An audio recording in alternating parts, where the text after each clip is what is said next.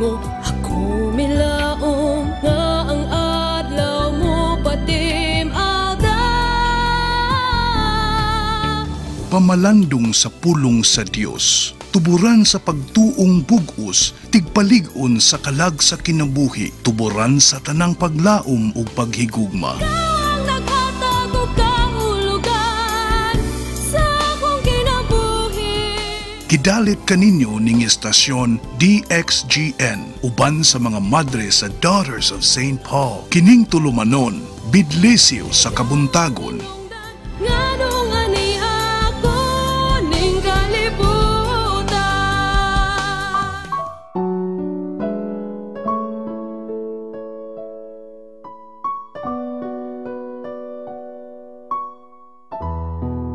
Alang kanako, magpasigarbo lamang ako sa krus ni Jesucristo, atong Ginoo.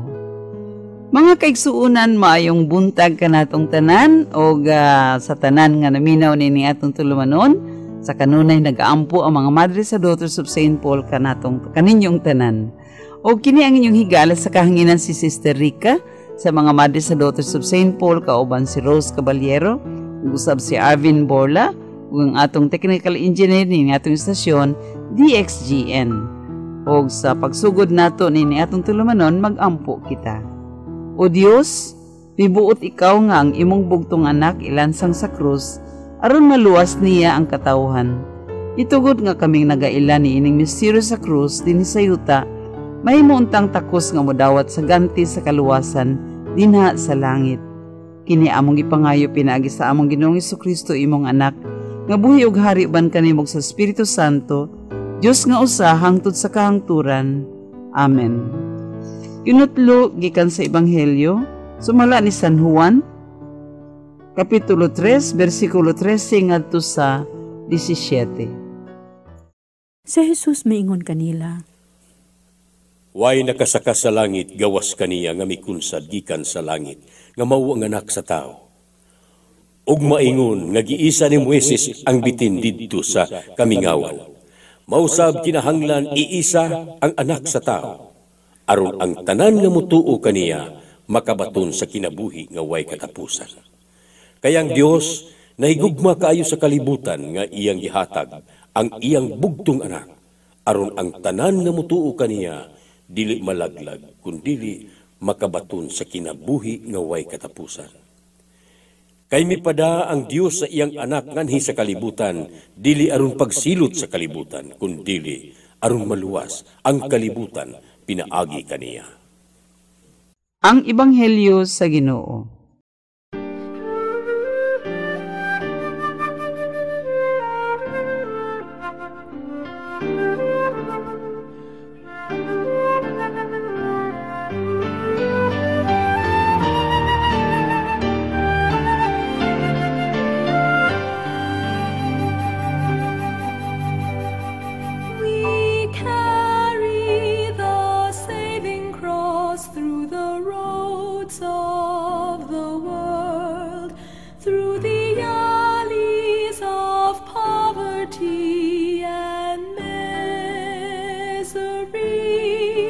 Marching to a dawning day, to freedom and victory, to God's life and endless glory. We carry the saving cross through the roads of the world, through the alleys of poverty and misery, marching to a dawning day, to freedom and victory, to God's life and endless glory. Christ, sent by God, obedient to the Father's will, He leads the way of the cross. We carry the saving cross through the roads of the world, alleys of poverty and misery, marching to a dawning day, to freedom and victory, to God's life and endless glory. Christ victor, through the saving cross, He leads the way of the cross. We carry the saving cross through the roads of the world, through the alleys of poverty and misery, marching to a dawning day, to freedom and victory, to God's life and endless glory.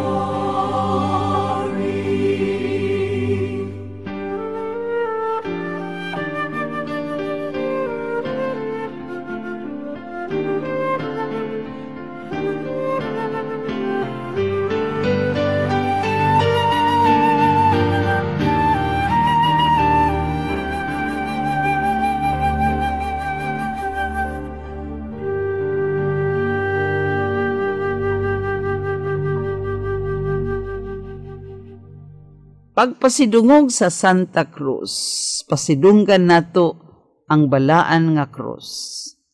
Wala ba kita mahinganghanga ang kadaghanan natong kabataan karon? O bisan gani ang mga hamtong, nigamit na sa krus aron himuong anting-anting o good luck charm o lucky charm nga gihigot sa ilang mga liog. Bisan gani ang mga rock stars naghimo na niini, mga artista. Ang uban ilang gihigot sa ilang mga samin diha sa sakyanan. Mahimo sigurong atong hinumduman nga ang krus, mga higala, wala magsaad sa katapusan o kalampusan o kadaugan. Usbon ko, hinumduman nato nga ang krus wala magsaad sa kalampusan o kadaugan o sa maayong panglawas o kalipay. Naibalo kita, ang saad ni ini mao nga si Jesus sa kanunay anaa kanato. Bisan kung dako kayo ang atong pag-antos, halawom kayo ang atong pagkahulog sa kasalanan, dako kayo ang atong pagkapildi sa kinabuhi, ug dako kayo ang atong gibating kasakit. Anaa si Jesus sa kanunay. Niingon si Jesus, magauban ako kaninyo sa kanunay, hangtod sa katapusan sa panahon. Mao kana ang kahulugan sa krus, ug ang kahulugan sa Kristiyanong pagtuo. Ang krus mausab ang timaan sa paglaom. Sa atong paglantaw sa krus, makatuo kita nga adunay paglaom liyo sa atong kasakit, kalibog o kapildihan o kakulangon o kawadon. Adunay paglaom sa matag naginusarang mabdos nga inahan. Adunay paglaom sa mga adunay terminal nga cancer. Adunay paglaom sa mga kabos. Adunay paglaom tungkay ang Dios dili gayud mo biya kanato sa panahon sa atong kalisod. Ang Dios ni Jesus wala mo talikod sa mga taong nakasinati sa bagyo o sa lunop sa takluban o sa Visayas nga katubitawong earthquake o sa matinud-anong higala o silingang adunay sakit sa cancer. Tungod kay ang Dios ni Jesus nag-antos uban kanila ug kanato karon. Ang krus mao ang timaan nga makaamgo kita sa kamatawuran. Ang krus mao ang tubag sa panahon nga kita nag-antos. Sa pagtanaw nato sa krus sa mga kasakit, mga pag-antos, nagtanaw usab kita sa nag-antos nga si Jesus nga anak sa Dios. Atong madungog ang iyang mga pulong, amahan sa imong mga kamot, akong ihatag ang akong espiritu. Sa usa ka sulat apostoliko ni Santo Papa Juan Pablo II, mingon siya, ang pag-antos ni Jesus sa krus alang sa atong kaluwasan. Busa hatagan nato sa kahulugan ang atong pag-antos kung ihiusa nato ang atong mga kasakit o pag-antos uban kaniya dito sa krus ug ihalad nato kini alang sa kaluwasan sa mga makasasala. Atong mabag-o ang ang kahimtang nga pag-antos ngadto sa makaluluwas nga buhat. Kun paningkamutan nato nga tan-awon ang krus, isip timaan sa kaluwasan ug sa paglaom. Adun ako'y nabasahan nga giasoy ni Soc Fernandez. Matud pa sa titulo ni ini nga basahon, way pagtuo mitahod sa krus. Mao kini ang hitabo nga giasoy sa usa ka pari kinsa nagtrabaho dito sa Russia nga wala hiilhi nga pari. Sa tuig 1940, ang usa ka platon sa kasundalohang Ruso nakadakop sa usa ka kaaway nga usa-usab ka koronel. Ang opisyal nga nagdumala sa platon miingon, batasan namo ang pagbaril o pagpatay diha sa usa ka opisyal nga among kaaway, labi na kung among madakpan. Ang maisog nga koronel mitubag, buhatan ninyo ang inyong katungdanan, bato kanako, andam ako. Nangandam ang mga sundalo nga Ruso o gitiyon ang ilang armas ngadto sa koronel, samtang kinimitang sa butones sa iyong uniforme. Nahiurong ang mga sundalo nga Ruso ug mga opisyal ug misanta sa sundalong kauban. Nangutana ang koronel, nganong wala ka mo patay kanako, mo baril kanako? Nakita nila sa dughan sa koronel nagbitay ang krus nga gitaod agi iyang kwentas. Puno sa pagtahod, ang opisyal sa mga Ruso miingon, Koronel, makalakaw ka na. Ang natunan sa pari mao nga may gihatag nga bili o pagtahod ang mga Ruso sa atong Ginoo. Sanglit kaniadto sa wala pa sila mahimong komunista, sila mga matinuuhon usab nga mga Kristiyanos. Unsa may atong matunan niini diha sa 1 Pedro 4:15-16, matud pa, nung kamo mag-antos tungod sa inyong pagka-Kristiyano, ayaw ninyo ikaulaw kini. Pasalamati hinuon ninyo ang Dios nga kamo mga Kristohanon. Mao ba kana ang atong gibuhat mga kaigsuonan? Atong pagtan-aw nato sa kanunay sa krus nga naa sa atong bungbong, sa atong altar o anaa sa atong mga medalya sa atong gihigot nato sa atong mga liog. Ato bang pagpasalamat nga giluwas kita niya? Hinaoton ta nga mao kana atong gibuhat mga kaigsuonan. Magampo kita. Magampo kita sa Dios nga nahigugma pag-ayo sa kalibutan ug mihatag sa iyang bugtong anak alang sa atong kaluwasan. Sa matag pangamuyo kita moingon, luwasa kami Ginoo. Alang sa simbahan sa tibuok kalibutan, nga mapadayunon nga mahimong instrumento sa pagpakaylap sa makaluluwas nga buhat sa Dios. Magampo kita sa Ginoo. Luwasa kami Ginoo. Alang sa mga opisyalis sa kanasuran, nga sa kanunay magtinguha sila sa kaluwasan sa mga tao, gikan sa kapobrehon, nga usahay maoy hinungdan sa ilang paghimo sa mga butang, nga supak sa balaod sa Dios ug sa tao. Magampo kita sa Ginoo. Luwasa kami Ginoo. Alang sa mga tao nga nahiktan sa mga daotang buhat ug bisyo, hilabi na sa ginadili nga mga droga, makalingkawas na unta gikan niini ug magbaton og bag-ong Kristohanon kinabuhi. Magampo kita sa Ginoo. Luwasa kami Ginoo. Alang sa mga nangamatay nga pinaagi sa ilang pakig-ambit sa kasakit ug kamatayon ni Kristo, makaambit usab unta sila sa siga sa iyang himaya nga walay pagkapalong. Magampo kita sa Ginoo. Luwasa kami Ginoo.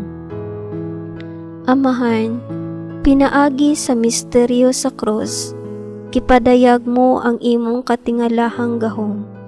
Paambita sa himaya sa pagkabanhaw, kami nga miambit sa kasakit ni Kristo nga among Ginoo. Amen.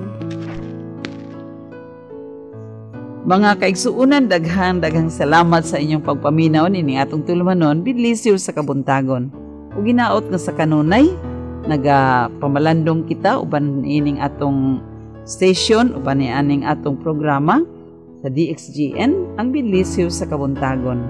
Ug katong buot nga mangayo og pag-ampo, mahimong mutawag o mo text sa 09-179-387-344. Mag-ampo kita.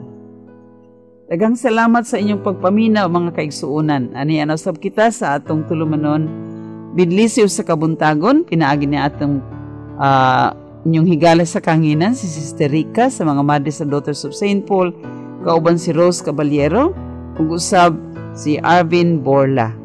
O kining inyong atong technical engineer dinhi sa atong stasyon DXGN, magpasalamat usab kita kaniya. Og sa kaninyong tanan maingon kami, malipayong adlaw sa Miyerkules.